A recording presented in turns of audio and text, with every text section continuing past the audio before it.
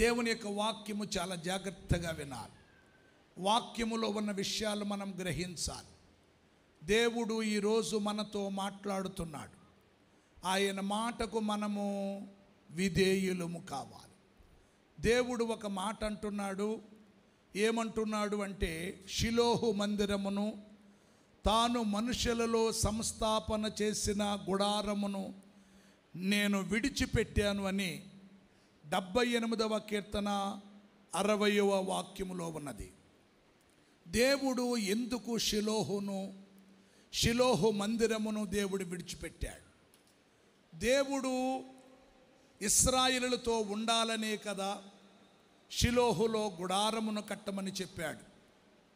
దేవుడు తన ప్రజలతో నివాసము చేయాలనే కదా, సహవాసము చేయాలనే కదా, ఇశ్రాయేలులతో నిత్యము నిరంతరము సదాకాలము తన ప్రజలతో దేవుడు మనుషులు సంభాషణ చేసుకున్నట్లుగా దేవుడు తన ప్రజలతో సంభాషణ చేయాలని దేవుడు మోషే, అహరోను, యెహోషువల ద్వారా షిలోహులో గుడారమును వేయించుకున్నాడు.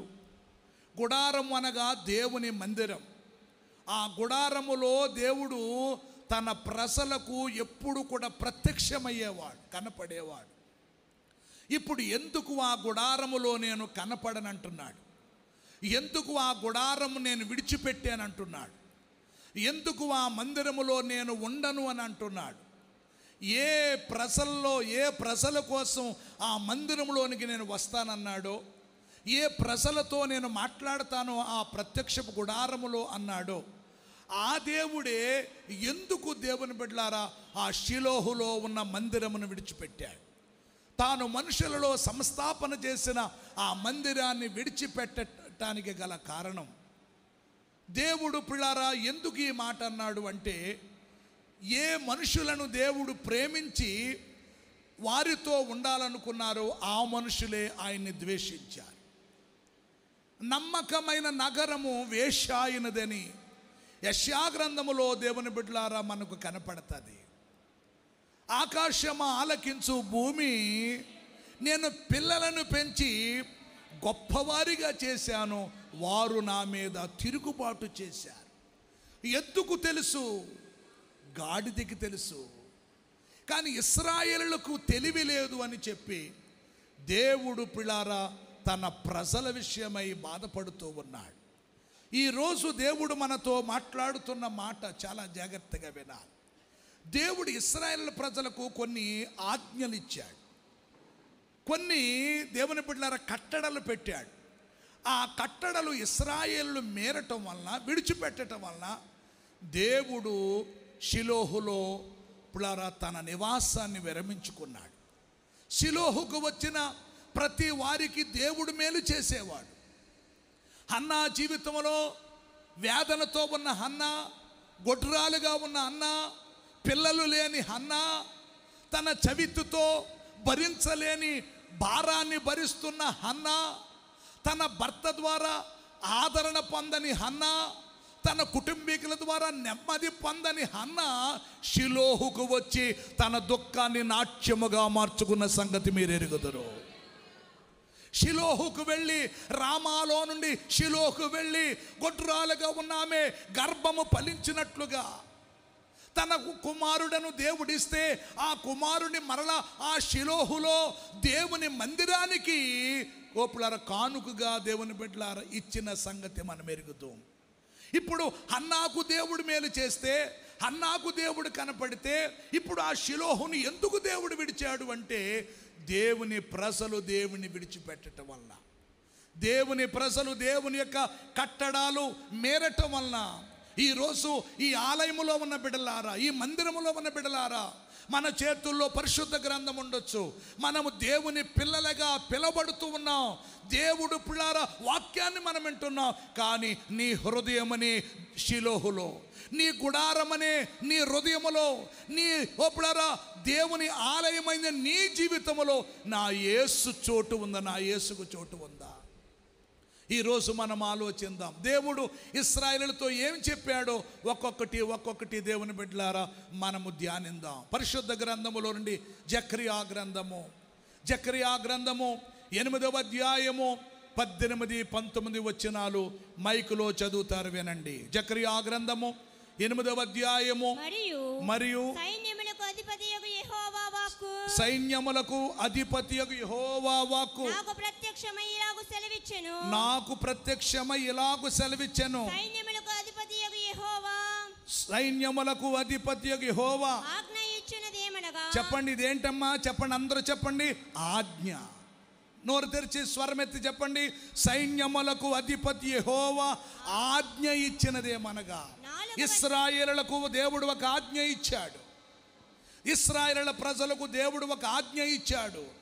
ఏంటి ఆజ్ఞ? ఇశ్రాయేలు దేవుని బిడ్డలారా, ఇశ్రాయేలు ప్రజలకు, దేవుని ప్రజలకు దేవుడు ఇచ్చిన ఆజ్ఞ ఏంటంటే, తలలు పైకెత్తి చూడండి. 4వ నెలలోని ఉపవాసము, 5వ నెలలోని ఉపవాసము, 7వ నెలలోని ఉపవాసము, 10వ నెలలో ఉపవాసము. ఇది యోధా ఇంటి వారందరూ ఆచరించవలసిన ఉపవాసము. అది అంట కింద ఉన్న మాట ఏంటో తెలుసా? అది ప్రియముగా ఎంచుకోవాలంట, అది ఇష్టముగా ఎంచుకోవాలంట, అది ఇష్టముగా చేయాలి అంట. దేవుని ప్రజలు, దేవుని బిడ్డలారా, దేవుడి యొక్క ఉద్దేశం ఏంటంటే, దేవుని ప్రజలు ఈ యొక్క పండుగలు ఆచరించాలి అంట. దేవుడు తన ప్రజలతో కొన్ని పండుగలు చెప్పాడు. ఇశ్రాయేలుల ప్రజలు 7 పండుగలను ఆచరించమని చెప్పాడు. 7 పండుగల్లో ఒక పండుగ ఏంటంటే పస్కా పండుగ, పులియని రొట్టెల పండుగ, ప్రథమ ఫలాల పండుగ, ప్రాయశ్చిత్త దిన పండుగ, శృంగధ్వని పండుగ, పెంతుకొస్తు పండుగ, పర్ణశాల పండుగ, బూరల పండుగ. దేవుడు తన ప్రజలతో ఇవి ఖచ్చితంగా ఆచరించమని చెప్పాడు. దేవుడు ఒక సంఖ్య చెప్పాడు అంటే ఆ సంఖ్యలో ఒక అద్భుతమైన రహస్యము దాగి ఉంది. దేవుని బిడ్డలారా, 7 అన్నాడు అంటే 7లో ఒక ప్రాముఖ్యత ఏంటో తెలుసా? అది సంపూర్ణ సంఖ్య. అంతేగాని యేసు ప్రభువు వారు సిలువలో 7 మాటలు పలికాడు, మరణాన్ని గెలిచాడు. ఓపులర్ నయమానుతో ఎలీషా ఏమన్నాడు? ఓపులర్ యోర్దాను నదిలో 7 మార్లు ములగమన్నాడు. 7 సంఘాలు, 7 దీపాలు, 7 నక్షత్రాలు, దేవుని బిడ్డలారా 7 నేత్రములు, ఓపులర్ 7 రంగులు. 7 అనేది బైబిల్లో ఒక సంపూర్ణతకు సాదృశ్యము. నా ప్రియమైన దేవుని సంగమా, 7 పండుగలు ఆచరించమన్నాడు. ఇశ్రాయేలు ఆ పండుగలు ఆచరించకపోవటం వల్ల షిలోహు మందిరమును, తాను మనుషులలో సంస్థాపన చేసిన గుడారమును నేను విడిచిపెట్టేశా. ఇశ్రాయేలుకి దేవుడు చెప్పిన మాట 4వ నెలలో ఉపవాసం, 5వ నెలలో ఉపవాసం, 7వ నెలలో ఉపవాసం, 10వ నెలలో ఉపవాసము. అది యోధా ఇంటి వారందరూ సంతోషముగా, ఉత్సాహముగా, మనోహరములైన పండుగలు. ఆ కింద భాగంలో ఏముందో తెలుసా? కాబట్టి సత్యమును, సమాధానమును ప్రియముగా ఎంచుకోవాలి. ఎంచుకుంటున్నారా? ఈరోజు దేవుని బిడ్డలారా, కేవలము దేవుడు ఏమైతే తన ప్రజలతో చెప్పాడో ఆ ప్రజలు ఆ ప్రకారము చేయకపోవటం వల్ల షిలోహు మందిరమును, మనుషులలో తాను సంస్థాపన చేసిన గుడారమును నేను విడిచిపెట్టాను. ఎందుకు దేవుడు సంసోను విడిచిపెట్టాడు? సంసోను దేవుడు ఒక ప్రత్యేకమైన వ్యక్తిగా ఉంచాడు, ఒక నాజీరు చేశాడు, ఒక ప్రతిష్ఠిత దేవుని బిడ్డలారా సంసోనికి ఇచ్చాడు. ఆ ప్రతిష్ఠతను పోగొట్టుకున్నాడు. దేవుడు ఏదైతే దేవుని బిడ్డలారా చేయకూడదన్నాడో, ఎక్కడ ఆయన బలరహస్యం ఉందో చెప్పొద్దన్నాడో అది శత్రువులకు చెప్పాడు. ఎందుకు సంసోను దేవుడు పుట్టించాడంటే, ఫిలిస్తీన్ల పక్షాన దేవుని బిడ్డలారా ఇశ్రాయేలులకు పక్షాన ఫిలిస్తీన్లతో యుద్ధము చేయటానికి. ఫిలిస్తీన్లు ఎప్పుడు పిల్లారా పైకి లేకుండా ఇశ్రాయేలు పక్షాన ఆ ఫిలిస్తీన్లను అణిచివేయాలని దేవుడు సంసోన్ని పుట్టిస్తే శత్రువులతో చేతులు కలిపాడు. ఆ శత్రువులకి దేవుని బిడ్డలారా ఈయన బలరహస్యము చెప్పాడు. తద్వారా యెహోవా ఆత్మ సంసోన్ని ఎడబాసెను. ఆయన అనుకున్నాడు, ఆయన ఏమనుకున్నాడంటే మామూలు సంసోన్ని పర్వాలేదు అనుకున్నాడు. శత్రువులందరినీ అలా మరమరాలు విరజిమ్మేసినట్లుగా, పువ్వులు విరజిమ్మేసినట్లుగా, పువ్వులు రేఖలు విరజిమ్మేసినట్లుగా విరజిమ్మేద్దాం అనుకున్నాడు. కానీ అప్పటికి యెహోవా ఆత్మ ఎందుకు దూరం అయిపోయిందంటే సంసోను దేవుడు చెప్పినట్లుగా చేయలేదు. నా ప్రియమైన దేవుని సంగమా, ఈ పగటకాల సమయంలో ఈ పునరుద్ధాన దినమందు అప్పుడు దేవుడు ఎందుకు మనల్ని విడిచిపెడుతున్నాడు, ఎందుకు మర్చిపోతున్నాడు, ఎందుకు దేవుని దూరం అయిపోతున్నాడు? దేవుని కార్యాలు మన జీవితంలో నెలల తరబడి పొర్లుతూ ఉన్న కార్యాలు జరగకపోవటానికి కారణం, అక్కడే ఉండిపోవటానికి కారణం, మన జీవితంలో నిరాశ, నిస్పృహ, వేదన, రోదన, ఆక్రందన, ఆవేదన కారణం ఏంటో తెలుసా? ఎందుకు దేవుడు మనల్ని విడిచిపెట్టి వెళ్ళిపోయాడంటే దేవుడు చెప్పినట్లుగా మనం చేయట్లేదు. దేవుడు అన్నాడు అవి ప్రియముగా ఎంచుకోమన్నాడు. తద్వారా దేవుడు ఇశ్రాయేలును విడిచిపెట్టేశాడు. చదవండి, నిర్గమాకాండములోనికి వద్దాం. నిర్గమాకాండం 31వ అధ్యాయం 12 నుండి ఒకసారి మనము లేఖనము చూస్తే అక్కడ కొన్ని విషయాలు పరిశుద్ధాత్మ దేవుడు మన ద్వారా మాట్లాడుతున్నాడు. మరియు యెహోవా మోషేతో ఇట్లనెను, నీవు ఇశ్రాయేలులతో నిజముగా మీరు నేను నియమించిన విశ్రాంతి ఏంటంట? నిజముగా చెప్పండి, ఏంటంట? నిజముగా మీరు నేను నియమించిన విశ్రాంతి దినములను ఏం చేయాలి? ఆచరించాలి. అమ్మ వింటున్నారా నా ప్రియమైన దేవుని సంఘమా? ఈరోజు దేవుడు నీతో మాట్లాడుతున్న మాట నీకు అర్థమైందా బ్రదర్? దేవుడు ఒక నియమించాడంటే ఒక నియమాన్ని. ఏంటి ఆ నియమము? మోషేతో చెప్తున్నాడు, అహరోనుతో చెప్తున్నాడు. ఏమని చెప్తున్నాడంటే, యెహోవా మోషేతో ఇట్లనెను, ఇశ్రాయేలులతో నిజముగా మీరు నేను నియమించిన విశ్రాంతి దినములను ఆచరించాలి. మీరు ఆచరించాలి. రెండవదిగా ఇశ్రాయేలుల ప్రజలు కూడా ఆచరించాలి. మీరు వింటే మీకు విషయాలు అర్థమైతే చదవండి. ఇప్పుడు మిమ్మును పరిశుద్ధపరచు యెహోవాను నేనే, మిమ్మును పరిశుద్ధపరచు యెహోవాను నేనే అని తెలుసుకున్నట్లు. ఎందుకు దేవుని బిడ్డలారా ఈ విశ్రాంతి దినం ఆచరించాలో తెలుసా? తలల పైకెత్తండి ఒకసారి. ఎందుకు దేవుని బిడ్డలారా ఈ విశ్రాంతి దినాన్ని మనము జరిగించాలి? ఈ విశ్రాంతి దినాన్ని మనం ఆచరించాలి. విశ్రాంతి దినం అనగా 7th డే, విశ్రాంతి దినం అనగా సబ్బాత్ డే, విశ్రాంతి దినం అనగా సాటర్డే. అయితే దేవుని బిడ్డలారా ఇశ్రాయేలులతో దేవుడు ఆచరించమన్నది విశ్రాంతి దినము. అప్పుడు యేసు ప్రభు కూడా విశ్రాంతి దినమును ఆచరించాడు. అయితే యేసు ప్రభు వారు ఆయన శుక్రవారం అప్పుడు సిలువ వేయబడి, శనివారం సమాధిలో ఉండి, ఆదివారం పునరుద్ధానుడై తిరిగి లేచి ప్రపంచాన్ని దేవుని బిడ్డలారా అప్పుడు ఆయన ఏమిటో ప్రపంచానికి తెలియపరిచాడని, అది పునరుద్ధాన దినమని అపోస్తులు అప్పటి నుండి ఆదివారమున దేవుణ్ణి ఆరాధించడం మొదలు పెట్టారు. చేతులెత్తి ప్రభుకు స్తోత్రం చెప్పండి గట్టిగా. యేసయ్య దేవుని మరణాన్ని గెలిచాడు, స్తోత్రం చెప్పండి గట్టిగా. సాతాన్ని చంపాడు, స్తోత్రం చెప్పండి గట్టిగా. యేసు ప్రభువారు దేవుని బిడ్డలారా ఆయన సిలువలో నుండి విడిపించబడలేక కాదు, ఆయన ఎందుకు చనిపోయాడంటే ఆయన మరణాన్ని చంపటానికి వచ్చాడు. మరణమా నీ ముల్లెక్కడ? మరణమా నీ విజయం ఎక్కడ?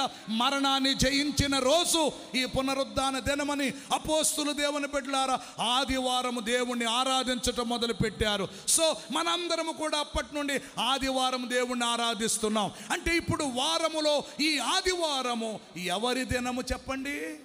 నోరుతో చెప్పండి పెద్దగా. ఎందుకు ఆదివారం దేవుని సన్నిధికి రావాలంటే, దేవుడి ఆదివారము ఈ సన్నిధిలో ఈ వాక్యము ద్వారా, ఈ ఆరాధన ద్వారా, ఈ స్తుతుల ద్వారా ఈ ప్రభుతో గడపటం వల్ల మనలను దేవుడు పరిశుద్ధపరుస్తాడు. గట్టిగా చప్పట్లు కొట్టాలి. అంటే మనము పరిశుద్ధపరచబడాలి. ఉన్నది లోకములో సోమవారం నుంచి శనివారం వరకు లోకములో ఉన్నాం. ఆ లోకములో ఉన్న పాపము ఎక్కడ మనకు అంటుకోకుండా, ఎక్కడ మనకు తగలకుండా, ఆ పాపపు బీజం మనలోనికి రాకుండా ఈ ఆదివారము దేవుణ్ణి ఆరాధించటం వల్ల, వాక్యం వినటం వల్ల, ఆయనతో సహవాసం చేయటం వల్ల మనలను దేవుడు ఏం చేయబోతున్నాడు? నోరిప్పి గట్టిగా చెప్పండి. పరిశుద్ధపరచటానికి ఆదివారం కూడుకోమన్నాడు. అంటే ఎందుకు పరిశుద్ధపరచబడాలి? పాపము మనిషిని దేవునికి దూరం చేస్తుంది. పాపము ఒక వ్యక్తిని ఆరోగ్యం లేకుండా చేస్తుంది. పాపము ఒక వ్యక్తికి అనారోగ్యం ఇస్తుంది. పాపము ఒక వ్యక్తికి గౌరవం లేకుండా చేస్తుంది. పాపము ఒక వ్యక్తిని క్షీణదితిలోనికి తీసుకొస్తుంది. పాపమే కదా తప్పిపోయిన కుమారుని తండ్రికి దూరం చేసింది. పాపమే కదా తప్పిపోయిన కుమారుడి ఆస్తి పోగొట్టింది. పాపమే కదా తప్పిపోయిన కుమారుడికి అనారోగ్యం కలుగజేసింది. పాపమే కదా తప్పిపోయిన కుమారుడు నేను కొడుకు కాదు, కొడుకుగా అనర్హుడు అవ్వటానికి హేతువేంటి చెప్పండి? ఏంటి? నేను కొడుకును కాదన్నాడు. ఇది పోగొట్టుకుంటానికి కారణం పాపమే. ఇప్పుడు ఆ పాపము పోయి మనం పరిశుద్ధులుగా అవ్వాలంటే ఆదివారం దేవుని సందులో మనం ఉండాలి. నోరు తెరిచి స్వరం ఎత్తి గట్టిగా ప్రభుకు స్తోత్రం చెప్పండి గట్టి. అందుకని దేవుడు చెప్పాడు, నువ్వు ఆదివారం నాడు దేవుని సందులోకి రావట్లేదు కాబట్టి నీ హృదయం అనే గుడారము, నీ హృదయం అనే ఆలయాన్ని నేను విడిచిపెట్టి వెళ్ళిపోతున్నాను. షిలోహు మందిరాన్ని దేవుడు పిల్లారా ఎక్కడ ఉండాలనుకున్నాడో ఆ స్థలాన్ని విడిచిపెట్టడానికి కారణం ఏంటంటే నువ్వు ఆ స్థలములోనికి రాకపోవటం వల్ల. ఇశ్రాయేలుతో చెప్పమన్నాడు, ఇదిగో మీరు విశ్రాంతి దినం ఆచరించాలి. ఎందుకు ఆచరించాలంటే నేను మిమ్మల్ని పరిశుద్ధపరుస్తాను. చేతులెత్తి ప్రభుకు స్తోత్రం చెప్పండి గట్టిగా. ప్రభులో ఉన్న గొప్పతనం ఏంటో తెలుసా? ఒక పాపిని పరిశుద్ధపరిచేవాడు. స్తోత్రం చెప్పండి గట్టిగా. ఆయన పరిశుద్ధపరుస్తాడు. ఎవరు ఒక వ్యక్తిని పరిశుద్ధపరుస్తాడంటే పరిశుద్ధుడే ఒక వ్యక్తిని పరిశుద్ధపరుస్తాడు. గుడ్డివాడు గుడ్డివానికి త్రోవ చూపలేడు, ఒక పాపిని ఇంకొక పాపి రక్షించలేడు. యేసు ప్రభువారు ఆయన పరలోకంలో పరిశుద్ధుడు, ఆయన భూమి మీద పరిశుద్ధంగా వచ్చాడు, ఆయన పిల్లల జీవితం పరిశుద్ధంగా బ్రతికాడు, ఆయన చనిపోయేటప్పుడు కూడా పరిశుద్ధంగా బ్రతికాడు. ఆ పరిశుద్ధుడే నేను పరిశుద్ధంగా మార్చగలుగుతాడు. మార్చబడే స్థలం ఇదే. అందుకని ఎక్కడ కూడుకోమన్నాడు? మీరు షిలోహులో కూడుకోండి, మీరు ప్రత్యక్షపు గుడారమునకు రండి. అక్కడ నేను మిమ్మల్ని ఏం చేస్తాను? నేను పరిశుద్ధుని కాబట్టి మీరు నాతో గడపాలంటే, నాతో ఉండాలంటే, ఈ జీవితం అయిపోయిన తర్వాత యుగ యుగాలు నిత్య రాజ్యములోనికి వెళ్ళాలంటే కావాల్సింది పరిశుద్ధత. పరిశుద్ధత లేకుండా ఎవరో ప్రభు దగ్గరకు చేరలేరు. నెక్స్ట్ చదువు తల్లి, కంటిన్యూ చేయండి. మిమ్మల్ని పరిశుద్ధపరచు యెహోవాను నేనే తెలుసుకున్నట్లు అది మీ తరతరములకు నాకును మీకును గుర్తగును. ఏంటంటే ఎప్పుడు వరకు అది ఆసాబు వరకేనా? ఆసాబు గారి వరకేనా? అది నాకును చెప్పండి మీకును గుర్తగును. ఏంటంట? తరతరముల వరకు. ఏంటంటే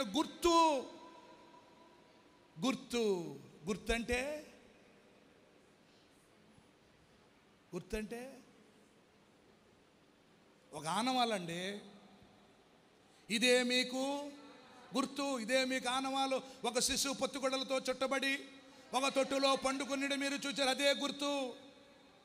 ఏంటంటే తరతరముల వరకు అంటే నీ తరం, నీ తర్వాత నీ కొడుకు తరం, నీ కొడుకు తర్వాత ఆడు కొడుకు తరం, ఆడు కొడుకు తర్వాత ఆళ్ళ కొడుకు తరం. తరతరాలకు గుర్తేంటో తెలుసా? మీరందరూ ఒప్పుడారా సబ్బాతు డే, 7th డే, శనివారం ఒప్పుడారా మీరు దేవుని మందిరంలోనికి రావాలి. దేవుడు ఇశ్రాయేలుతో చెప్పింది.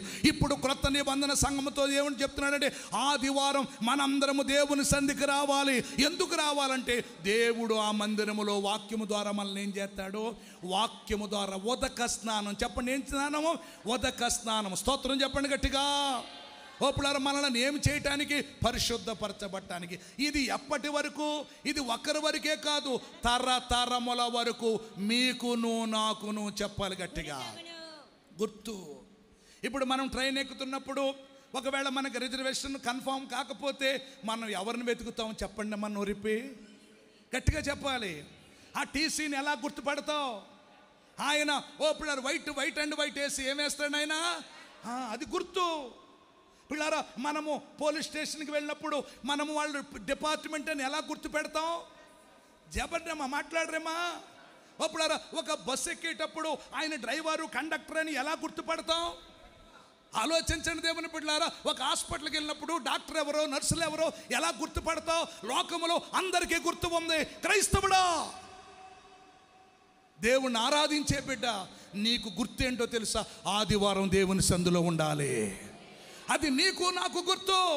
ఆ రోజు నువ్వు ఏ పంచాయతీలు పెట్టుకోకూడదు, ఆ రోజు ఏ కార్యక్రమాలు చేయకూడదు.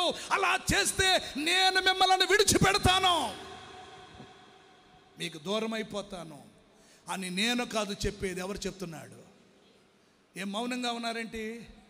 ఏమన్నా ఫంక్షన్లు ఏమన్నా సెట్ చేస్తున్నారా? ఆదివారం ఏంటి మాట్లాడరేమ్మా? ఏమన్నా సంతబంతులు, పుట్టినరోజులు, పెళ్ళిళ్ళు ఏమన్నా ఆదివారం ప్లాన్ చేస్తున్నారా? మాట్లాడతలేదేంటి? నేను మీకు ఏమైపోతాను అన్నట్టు. పోనీ వాక్యమే చదువు తల్లి, చదువమ్మా, చదువు కంటిన్యూ. ఆచరింపవలను. ఏంటంటే నిశ్చయముగా అనండి. కొంచెం ఇంకొక మాట్లాడండి. నిశ్చయంగా అనే దానికి ఖచ్చితంగా, వండర్ఫుల్. ఇంకో ఖచ్చితంగా అనేది ఇంకో దానిలో అమ్మా తప్పనిసరిగా, తప్పకుండా, ఇంగ్లీష్లోకి వచ్చేయండి, ఇంగ్లీష్ మీడియమే కదా, నాలా తెలుగు ఏం కాదు కదా, ఇంగ్లీష్లోకి వచ్చేయండి.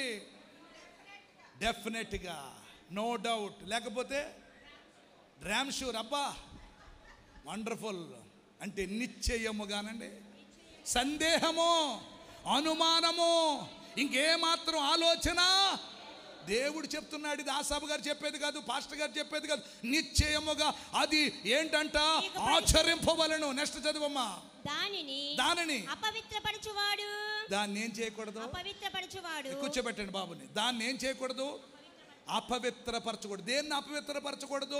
దేవుడు చెప్పిన రోజును ఆయన ఆరాధించకుండా, ఆయన గణపరచకుండా, ఆయన సేవించకుండా, ఆయన సన్నుతించకుండా, ఆయన ప్రకటన చేయకుండా, ఆయన గానం చేయకుండా, ఆయన మహిమపరచకుండా, ఆ ఆలయంలోకి రాకుండా, మనల్ని మనం పరిశుద్ధపరచుకోకుండా దాన్ని ఏం చేయకూడదు, అపవిత్రపరచకూడదు. అపవిత్ర పరిస్తే బైబిల్ చెప్తున్న మాట ఏంటంట, తన ప్రజలలో నుండి దేవుడు తీసేస్తాడంట. తన ప్రజలలో నుండి కొట్టివేస్తాడు. 6 దినములు పని చేయవచ్చును. ఏంటంటే 6 దినములు ఏం చేయొచ్చును, పని చేయవచ్చును. ఓపులారా, మన గవర్నమెంట్కే ఒక ఆలోచన వచ్చి 6 దినాలు పనిచేసి ఒక రోజు ఏమిస్తారమ్మా? గట్టిగా చెప్పండి అమ్మా. ఇది ఎక్కడిది అనుకున్నారో? ఈ జ్ఞానం బైబిల్ జ్ఞానమే. మహాత్మా గాంధీ మొదలుకొని, డాక్టర్ బిఆర్ అంబేద్కర్ మొదలుకొని, ఇప్పుడు రాష్ట్రపతులు, అబ్దుల్ కలాం, ఇలాంటి పెద్ద పెద్ద వాళ్ళు అందరూ కూడా చదివింది ఎక్కడనుకున్నారు? క్రిస్టియన్ ఇన్స్టిట్యూట్లోనే.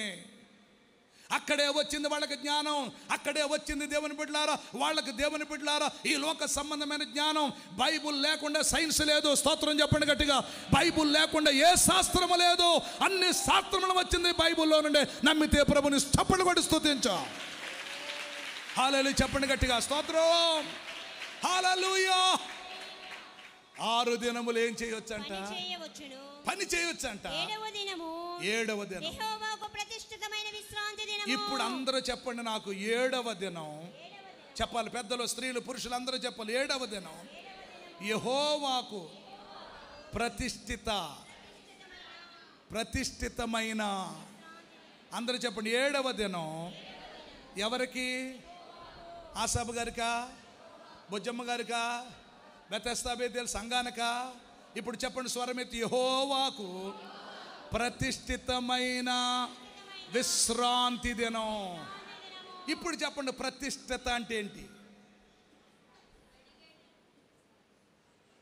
అమ్మా? డెడికేషన్. పోనీ తెలుగులో చెప్పండి. ప్రతిష్ఠిత అంటే ఓపులారా దానిని దేవునికి సమర్పించే దినము. అది ఎవరి దినము చెప్పండి అమ్మా.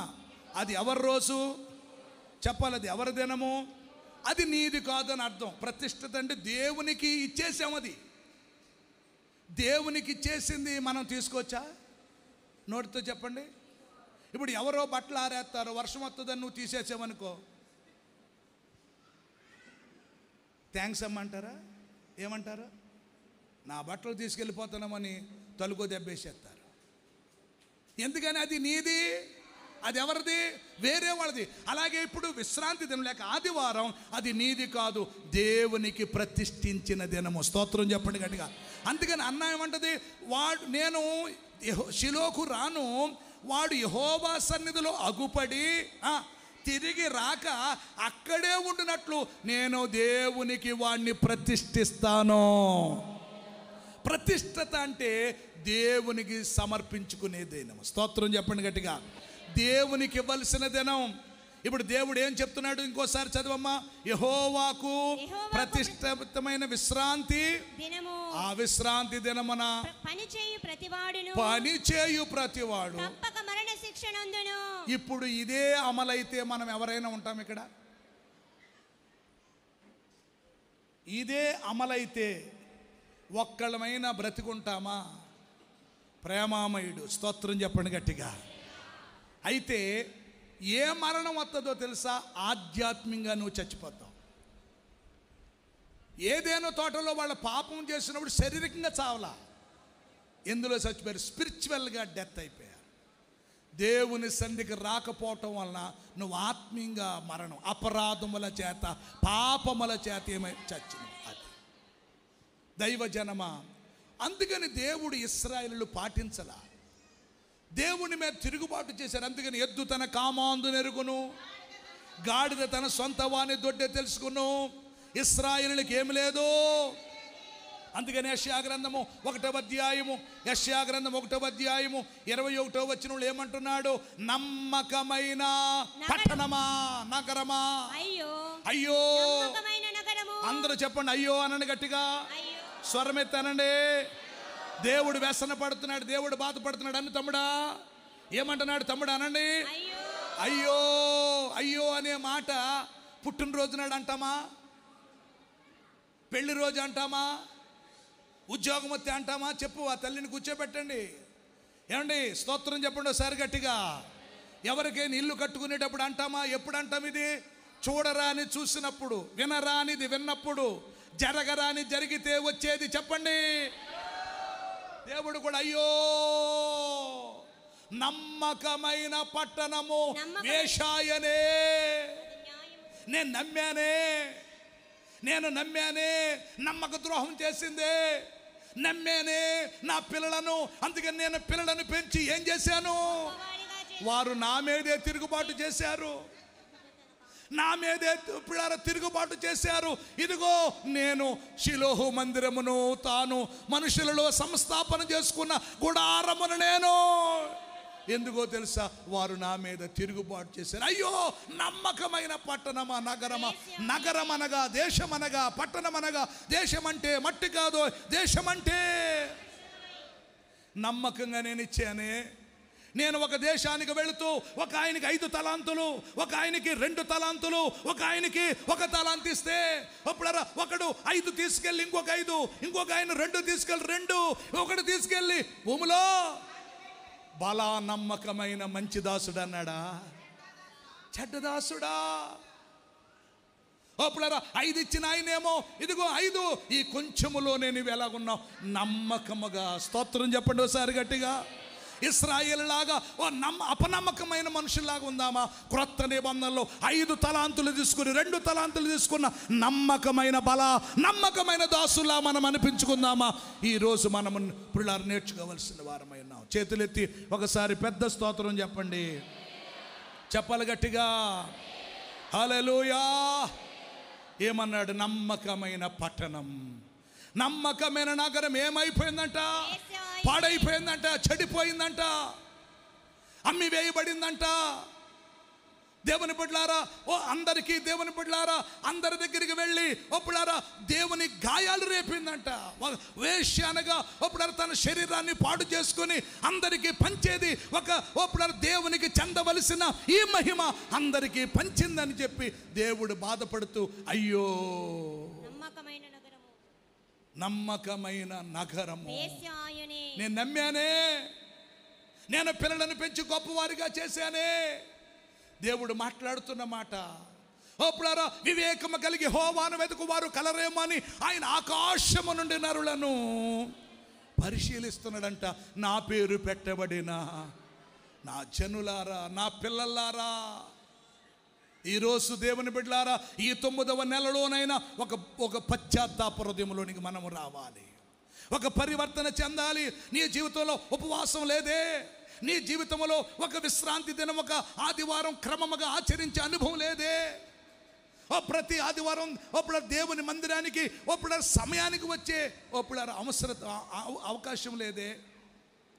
అమ్మగారు ఆ పిల్లల్ని కంట్రోల్ చేయండి. పెద్దలు అమ్మగారు ఆత్మీయ తల్లిగారు 8 గంటలకి, చెప్పండి ఎన్ని గంటలకి? స్థానిక లూథరన్ సంఘములో అమ్మగారు ఆరాధనకి వెళ్ళేవారు. 8 గంటలకు ఆరాధన. అమ్మ నమ్మండి, సత్యం చెప్తున్నాను. 8 గంటలకి పిల్లలందరినీ తీసుకుని వెళ్ళిపోయేది. 8 గంటలకి దేవుని బిడ్డలారా, ఎన్ని గంటలకి ఇది ఆరాధన చెప్పండి? మనది 10 గంటలకే. ఏమండి స్విచ్ చేస్తే వేడి నీళ్ళు వస్తాయి, తెపాళ పెడితే వేడి నీళ్ళు కాసేస్తుంది గ్యాసు.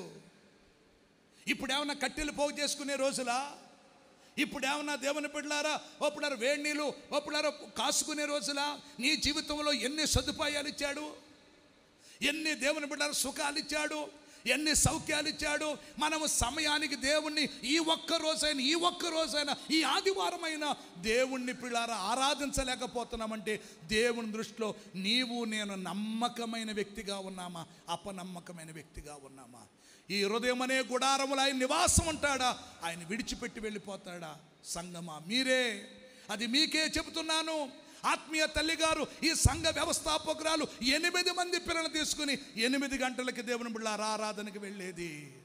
దేవుడు చూడ్డా? స్తోత్రం చెప్పండి గట్టిగా. ధన్యురాలు అనడా? నమ్మకమైన నమ్మకమైన మంచి దాసుడా అని అనడా?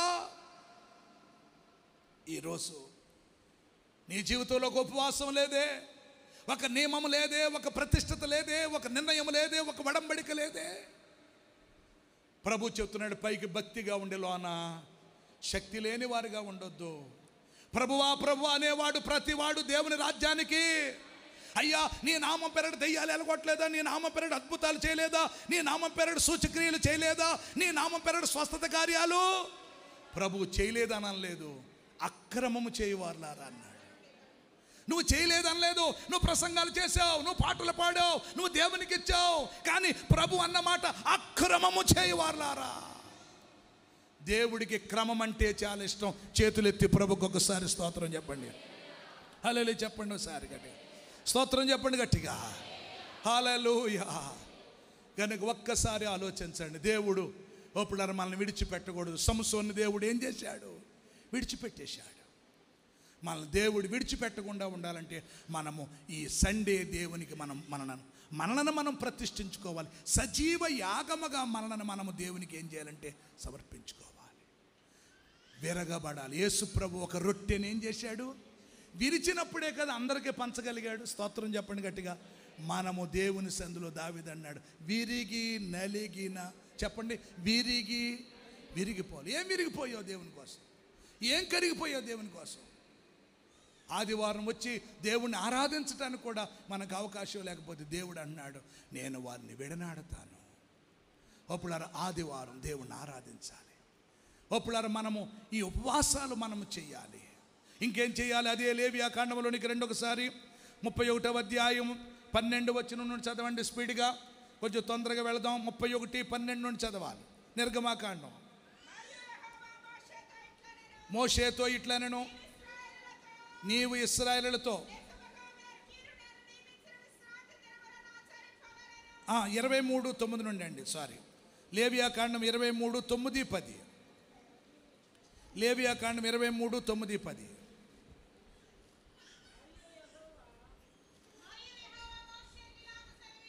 మరియు యెహోవా మోషేకు ఇలాగు సెలవిచ్చెను, మీరు ఇశ్రాయేలులతో ఇట్లనము, నేను మీకు ఇచ్చుచున్న దేశమునకు మీరు వచ్చి దాని పంటను కోయినప్పుడు మీరు మొదటి పంటలో ఒక పనను యాజకుని యొద్దకు తేవలెను. ఎక్కడికి తేవాలంట? చెప్పండి ఎక్కడికి తేవాలి? ఏమంటున్నాడు? ప్రియులారా, నేను మీకిచ్చుచున్న దేశములో, అంటే మీకు నేను ఏమిస్తున్నానో ఆ ఇచ్చిన దాంట్లో మొట్టమొదటిది, అంటే దాని అర్థము 10వ భాగము యాజకుని దగ్గరికి తేవాలి. అదే లేవియా కాండము ఒక్కసారి 27:30 చదవండి. 27:30 చదివితే అక్కడ దేవుడు తన ప్రజలతో చెప్పిన మాట, మైకులో చదవండి, భూధాన్యములలోనేమి, అమ్మ వింటున్నారా, వృక్ష ఫలములలోనేమి, భూఫలములన్నిటిలో అది యెహోవాకు ప్రతిష్ఠితమగును. అది ప్రతిష్ఠిత అనగా దేవునిది, అది మంద కాదు. దేవునికి ఇచ్చింది మనం తీసుకోకూడదు. ఓపులర్ ఎప్పుడైతే ప్రతిష్ఠితమగును అన్నారో అది నీది కాదని అర్థం. ఓపులర్ ఆదివారం నీది కాదు, గుర్తుపెట్టుకో. ఆదివారం ఎవరిది? ఓపులరా మనం అంటాం, ఏమంటామంటే పరాయి సొమ్ము ఎలాంటిది అంటే పాము ఏమేస్తుంది, అది మాట. ఇప్పుడు ఆదివారం నీది కాదు. ఓపులర్ దేవుడు నీకు ఇచ్చిన 10వ వంతులో, ఓపులరా నీకు ఇచ్చిన దాంట్లో 10వ వంతు నీది కాదు, అది యెహోవాకు ఏమవ్వాలి? ప్రతిష్టమగాలి. ఓపులరా చదవండి, అది కంటిన్యూ చేయండి. ఒకడు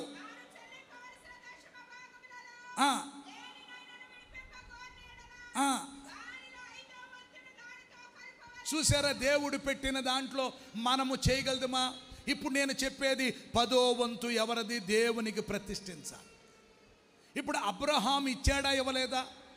ఎప్పుడు ధర్మశాస్త్రం మోషే గారి ద్వారా రాయబడక ముందే అబ్రహాము ఒక యాజకుడైన మెల్కీసెదెకు అన్నిటిలో దశమ భాగం ఇచ్చాడు. చేతులెత్తి ప్రభుకు స్తోత్రం చెప్పండి గట్టిగా. ఇప్పుడు అబ్రాహామును దేవుడు అన్ని విషయములలో ఏం చేశాను చెప్పండి?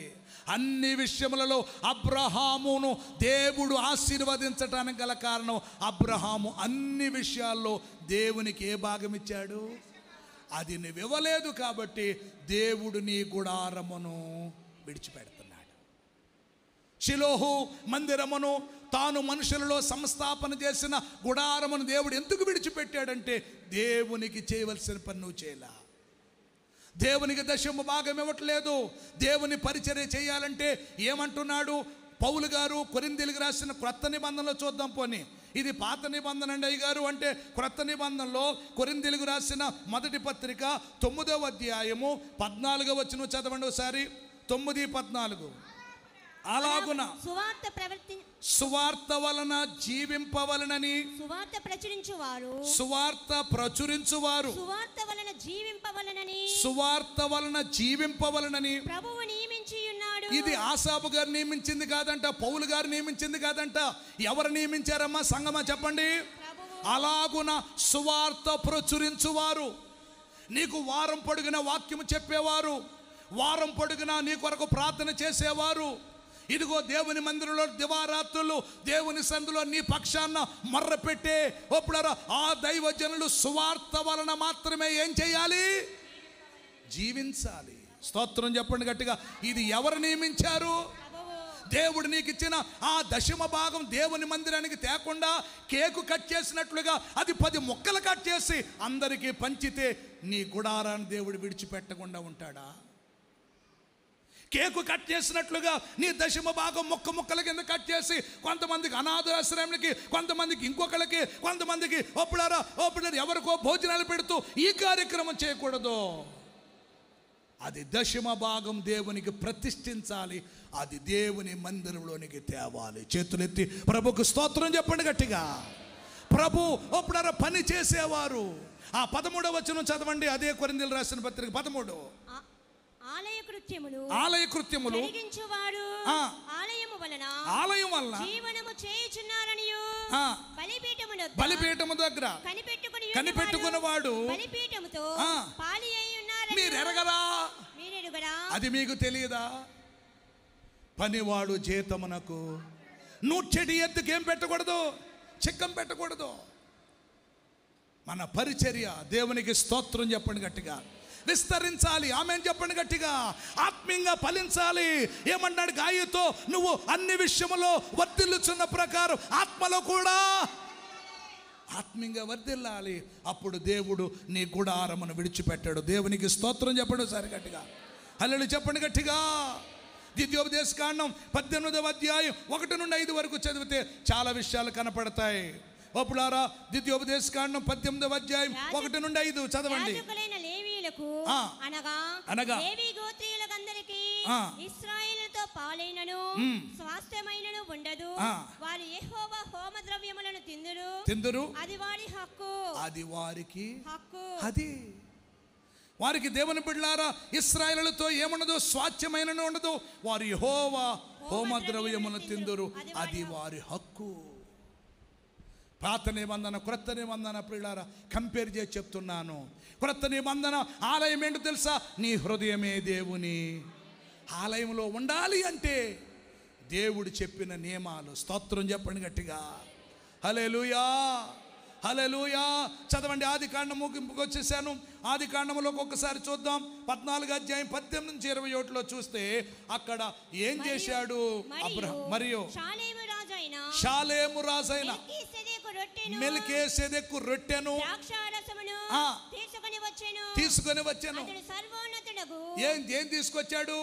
యాజకుడు మెల్కీసెదెకు, షాలేము రాజైన మెల్కీసెదెకు రొట్టెను ద్రాక్షారసాన్ని. ఇది ఎప్పుడు? అబ్రహాము కాలంలో.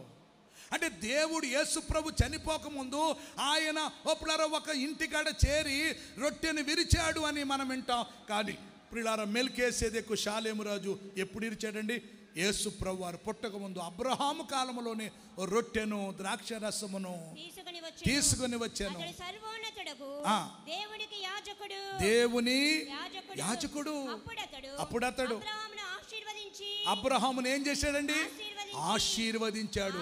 ఎందుకు ఆశీర్వదించాడంటే అబ్రహాము అన్ని విషయములలో ఏమిచ్చాను? దశమ భాగము. చెప్పండి, కింద ఉన్నదా మాట? అబ్రహాము అప్పుడారా అన్ని విషయములలో ఏమిచ్చాడన్నది కింద. అప్పుడు అతడు అన్నిటిలోనూ ఇతనికి 10వ వంతు. అది ఎవరో అప్పుడు మోషే గారు రాశారా? అది అంటే దేవుని యొక్క నియమాలు అర్థం చేసుకోండి. కొంతమంది అంటారు ఇది పాత నిబంధన కాదండి, ఇది ధర్మశాస్త్రం కాదా?